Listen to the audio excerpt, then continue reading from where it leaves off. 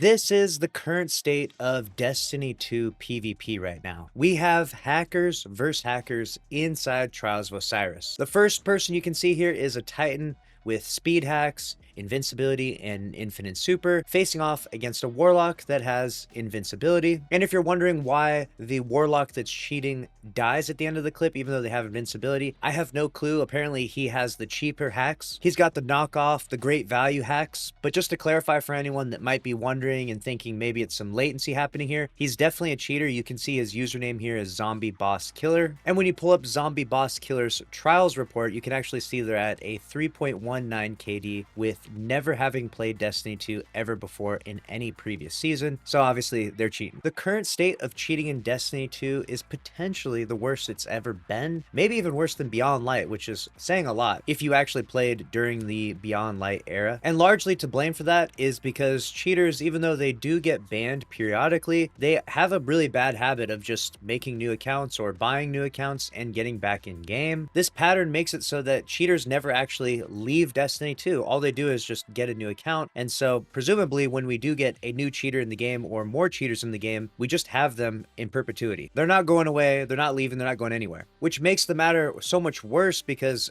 over the last few years in Destiny 2, cheating has become more and more popular, more and more rampant, in large part due to people doing paid carries, like in trials like this, people carrying people, but also people actually doing cheats inside PvE is a big problem as well. There's a very lucrative black market in Destiny 2 where if you use hacks, you can actually make money while doing it, which basically just compounds the problem, makes it worse in Destiny 2 than a lot of other games. I feel like if you're cheating in a game like Call of Duty for say, right? Like if you cheat in Call of Duty, you're just doing it to kind of be a troll and maybe mess around and things like that. You're probably not making any money off of it. But in Destiny 2, because there's this weird element of your loot and your loot matters so much, there's a ton of people that will pay even cheaters to help them clear activities that they would ordinarily not be able to clear. And the cheating in Destiny 2 is actually making the game borderline unplayable for some content creators. Frostbolt recently tweeted out this. He's a well-known PvP content creator within Destiny 2, and he shared this message on Twitter. Laugh my ass off.